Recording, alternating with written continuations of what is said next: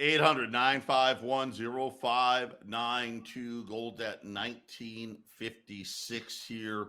We got a nice little pullback, $20 gold. Think about $20 gold last week was 24.25, $2,425. Right now, 23.95. So it's a $30 savings right now. $10 libs right now, still cheaper than 220s at 23.80.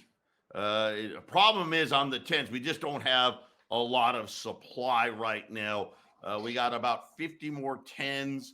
That was all that came in over the weekend. I was hoping for more. But right now, the 10s at 1,190, the 20s at 23.95. We got silver down, but guess what? It didn't go down. Silver premiums went up more than silver went down today.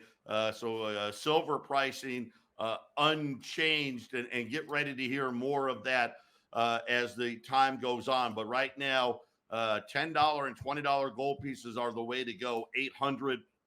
800-951-0592.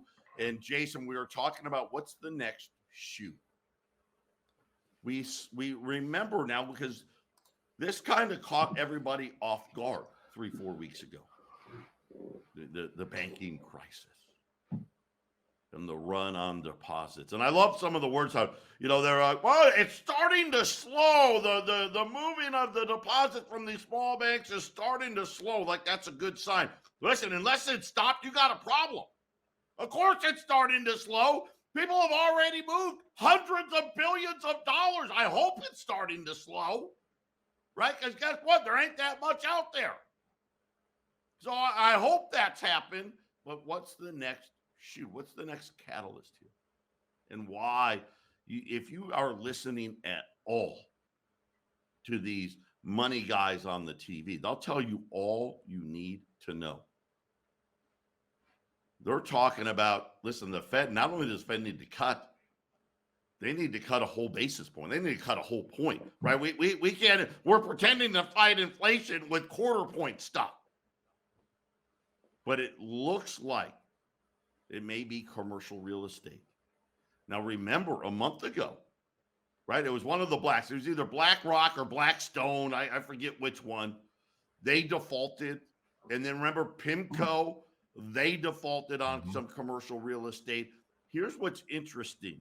Over the next 6 to 18 months, because you got to understand how businesses operate. They're not like you and I. Most people, when they buy a home, what do? They buy a 30-year fixed.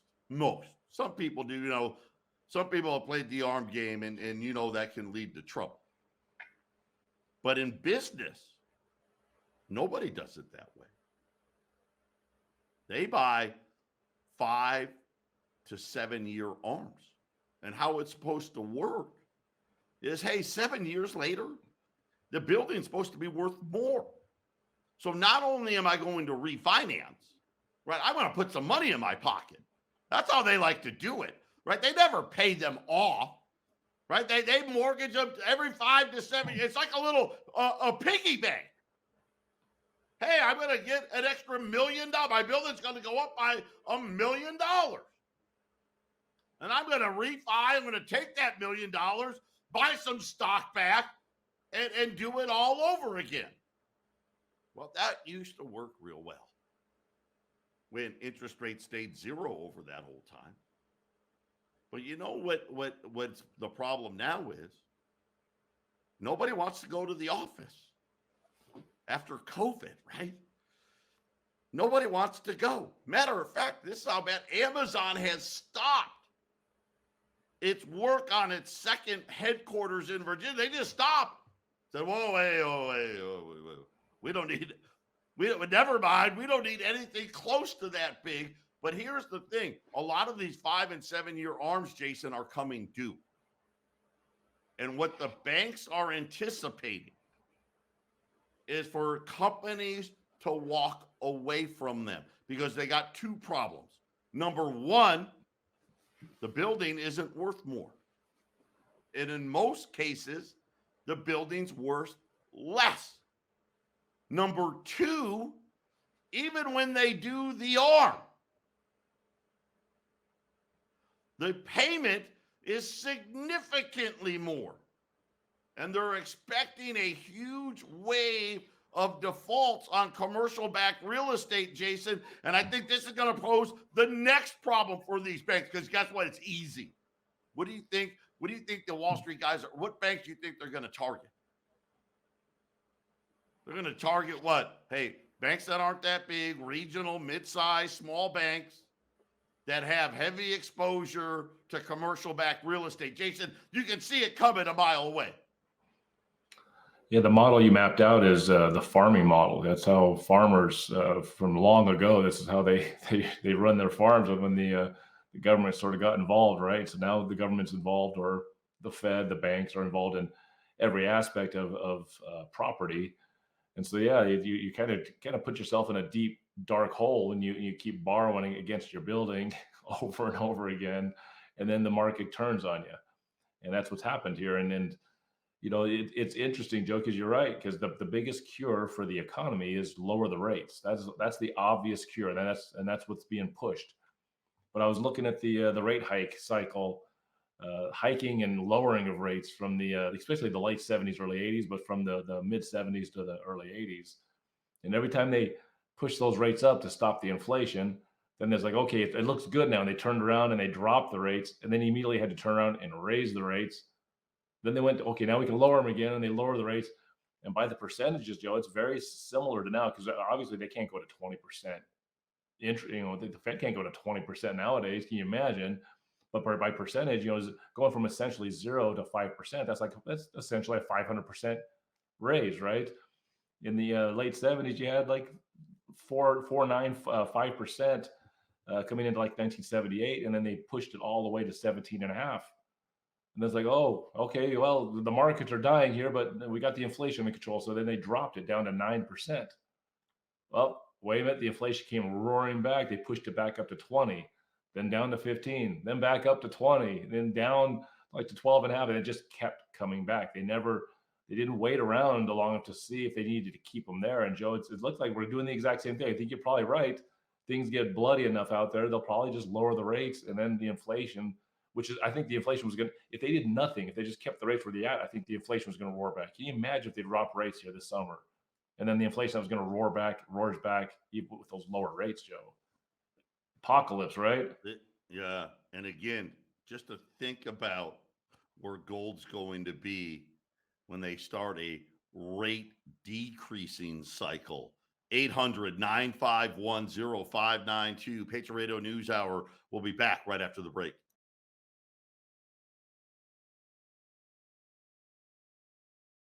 800-951-0592, Joe and Jason, Patriot Radio News Hour.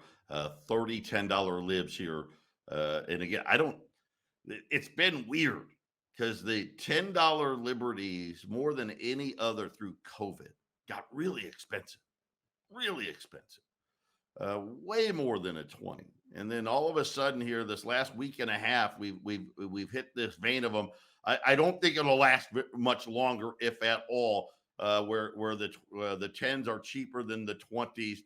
Get them put away here. Listen, we got $10 gold, $1,190, $1,190, and the 20s are still, $30 less than they were on Friday. $23.95 at 800-951-0592, and just, kind of talking about what is coming next, right? The Fed honestly not wanting to admit that they've caused this problem, raised rates at their last meeting.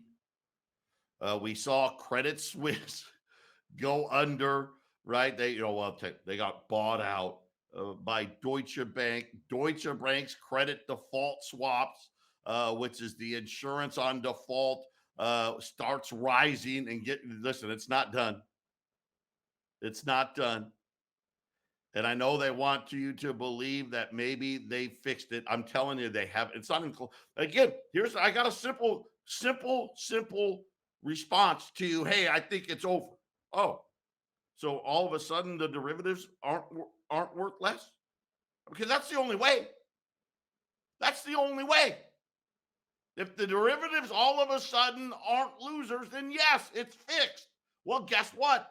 That isn't the case. And now everyone's talking about, hey, oh my gosh, look at all this commercial real estate that's coming up. Look at all this commercial real estate that's coming up here. Why would any of these companies pay that? They should walk away. Right? And again, they're not, like I say, they know, gosh, they've got a strict, right? You don't walk away from your house. You don't walk away from your credit cards. You don't walk away from your student loans. You don't walk away from your cars. But you know what? That's starting to change too, isn't it? Wait till the next one. Right? The financial crisis kind of changed that, didn't it? But still, that's still our mentality, right? We don't walk away. Businesses walk away. It's simple math. You know, Joe, when I was a process server and I would serve these people that stopped paying, you know, there's two reasons to not pay. One, you stop paying because you choose not to pay. And the other reason you choose not to pay because you can't pay it. And through the years, I did about 8 to 9 years of process serving. There was a couple of people that I would serve on like a 3-year rotation. They just build up their credit and get their credit up high enough that they can just borrow as much money as they can. And then they just stopped paying it once they couldn't borrow anymore. They pocketed everything they could, and they went through the cycle again and again. And for a lot of people, it's like, oh, that's really sucked. That guy, you know, somebody can get away with just borrow all that money and then walk away from it. But there's just not enough payers, Joe, that can pay it. You know, because once a certain percentage of people fail and they can't pay, to build the market back up, you have to let them back in. It's a debt money system, and you have to have debtors in there. And this is why maybe back in the 50s and 60s, if you went bankrupt, that stung you maybe for 10 or 15 years.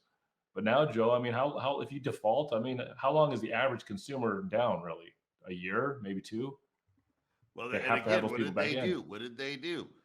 Well, let's just lower the standards, right? We'll lower the standards, and that way it won't impact you, right? Everyone's got a higher credit score now, not because they're a better credit risk, because, well, they just changed the math. Because Jason's right. Listen, they need debtors, right? They've got to have them. But again, in Jason's scenario, don't get it mistaken. Those are few and far between. The guys that just sit there and just go in that cycle. The vast majority, unfortunately, are on what side? Dude, I spent everything, right? I just ran out of money. I maxed out my credit card. I took for my retirement. We all know the one guy that does play the game of just defaulting. And you're right, there's not very many of those. But because they exist out there, and the guy that's working hard and barely making those payments sees that guy 2 years later back up and rolling, it sure makes the guys that are failing not try quite as hard to try to make it, because at some point, you know, there's a breaking point that people give up, right? And having enough of those other guys out there sure makes the breaking point a lot smaller for the strugglers, right? And again, I think this is a big problem. This is another one of these things that they don't want to talk about, because I do think it'll be a little different this next time around. I think you're going to see more people willing to say, you know what? Yeah, I'm just walking away. I could rob my savings. I could rob my 401k. But you know what? Nah, I'm not doing that. I did that before, and it didn't work out until what Jason said. Hey, my neighbor didn't do that. And guess what? I lost my house. He lost his house. But somehow he was able to get another house before I was. Yep. And right? you know what information tells us this is happening is look at the debt levels at record levels, especially like credit card debt. People are pumping it up as big as they can right now. Sure seems like a lot of them are getting ready to fail, doesn't it? That's what the normal cycle is. And that's another one. We'll see. When does that one crack? Right? When does that one crack? We're already seeing on the automotive side, right? The repo man's getting busy again. 20% of all car loans now are over $1,000 a month, right? All of these stress signs are there, which really indicates the bank run is just getting started. And how soon until the Fed has to start cutting rates? 800-951-0592. Jason and I wrapping up a Monday.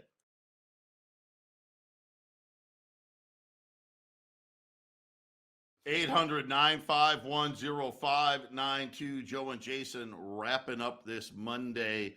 The remainder of the $10 gold pieces, 1,190. That would put two of them at 23.80. That is $15 less than a 20 right now. The 20's $30 less today. Gold's down 24, 1958, 1959. Well off the lows here. And again, just normal profit taking, right? The crisis has abated at least for a day. At least for a day, maybe two. Here's the problem. Over the next 6, 8, 12, 24 weeks, this is just the beginning, because unfortunately, there's too many other stress levels out there right now, Jason, whether it's commercial backed real estate, autos, credit cards, right? I mean, the list, and housing, you know what? I'll say this. Housing had a nice little pickup here in March. We'll see. And again, the rates had come down on the 10-year because they're flashing recession. I'll say this. If they are too slow in cutting rates, it'll be too late. If they're too slow cutting rates, it'll be too late. And unfortunately, right now, Jay, why would any of us have any confidence in Jay Powell or Janet Yellen? They seem like they've been $1 short and a day late for the last 3 years. Yeah, and for any assets that are going sideways, like housing's been going, housing goes up a little bit, goes down a little bit. It doesn't matter, because if you have inflation essentially at 12 to 14%, real inflation over the last year plus, that's your house price going down. If your house doesn't keep up with inflation, then your house price is going down. Joe and I have a little bit of disagreement how far housing will go down, but it doesn't really matter even if it goes sideways. I still say it's going down if you have inflation. We just haven't dealt with inflation. It's been 2 generations, Joe, for people to really understand this kind of inflation. It makes everything different. It's hard to understand if you didn't really live through it in the 70s and 80s and know what the numbers meant. I didn't live through it. I was alive during it, but Joe, inflation makes everything weird. It makes the economics. You think your things are going up in value. Well, it depends on what it is and what the percentage is. And housing is just not doing well, Joe. It's not going to do well. You'll be lucky if it stays sideways, right, Joe? Yeah, and again, this is the adage of how many people can afford it. Yep. At what the price is. And that's really the big problem here, because again, if these values fall, go back to the banks again. Right. And again, this is the problem. This is why they're all screaming for the Fed to cut rates and cut them now. Because if you wait too long and people actually start getting laid off, Jason, we got a whole different problem, don't we? That's right. They're walking a tightrope, Joe. They're trying to do a little bit of everything, aren't they? Just a little bit of everything.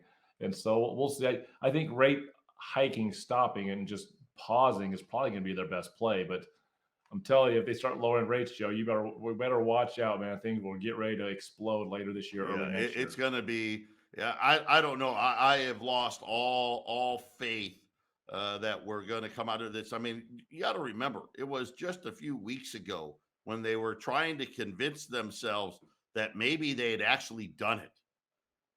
Hey, you know what? We've got disinflation. Man, we may pull this off, right? We're going to have no landing. Forget about soft landing, hard landing, no landing. And then, whoops, chaos hit.